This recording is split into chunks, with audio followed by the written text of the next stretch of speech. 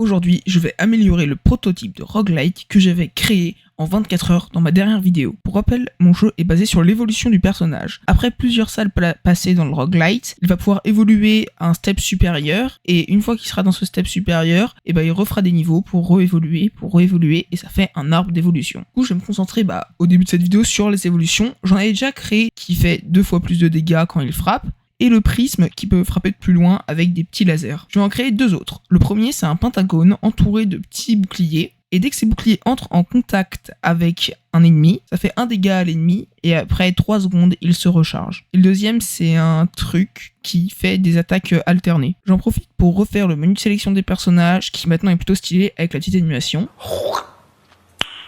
Nice. Bon, il me reste un petit problème, mes niveaux que j'avais créés avant sont bien trop petits et bien trop simples. Du coup, première étape, on va les agrandir. Et pour cela, je vais commencer par faire en sorte que la caméra suive notre personnage. Je rajoute un petit effet smooth pour que ça soit stylé. Et pourquoi je fais ça? Parce que mes niveaux, si je les agrandis, ils vont sortir de la map. Maintenant, il faut que je rende ça plus complexe. Alors, vu que je voulais pas ajouter d'ennemis entre autres dans le jeu, j'ai juste mis des tourelles qui envoient des balles et qui font moins 10 au PV de notre personnage. Et le jeu est tout de suite bien plus difficile. Il suffit que je mette déjà 2 tourelles sur un monde et ça devient très complexe. Bon, ensuite, j'ai passé plusieurs heures à créer une vingtaine de salles différentes, ce qui était assez complexe, mais j'en suis très fier. Et maintenant, je vais rendre mon jeu un petit peu plus satisfaisant. Alors, premièrement, je crée une animation quand on prend un dégât et une autre quand on frappe un ennemi. Je rajoute aussi au mouvement de frappe un tremblement de caméra pour rendre ça un petit peu plus cool. Maintenant, je vais refaire le menu et le menu de Game Over. Bon, une bonne partie importante que dans mon ancien jeu, j'ai un peu loupé, les sound effects et la musique. Alors, pour les sound effects, j'en suis plutôt content.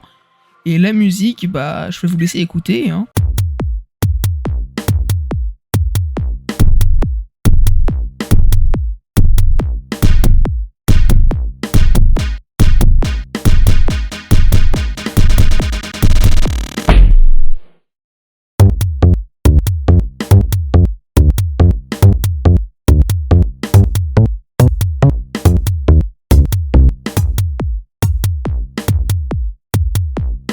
J'avais prévu qu'après toutes les salles que notre personnage passe, avant d'évoluer, il y ait une salle de boss. Le truc, c'est que je les ai pas encore créées, voilà. Et je vais en créer une seule pour l'instant, par manque de temps. D'ailleurs, vous pourrez télécharger mon jeu sur itch.io. Et pourquoi je vous dis ça? Parce que la dernière salle de mon jeu risque d'être un peu impossible pour l'instant. Je l'améliorerai dans un prochain épisode. Mais donc, je repars sur la salle. J'ai créé une cible qui suit le personnage, et puis qui s'arrête et fait tomber une roquette, puis qui recommence à suivre le personnage. Qui envoie des balles qui grossissent avec le temps. En tout cas, j'espère que cette vidéo vous a plu. N'hésitez pas à vous abonner, laissez un like, un commentaire, et sur ce, ciao!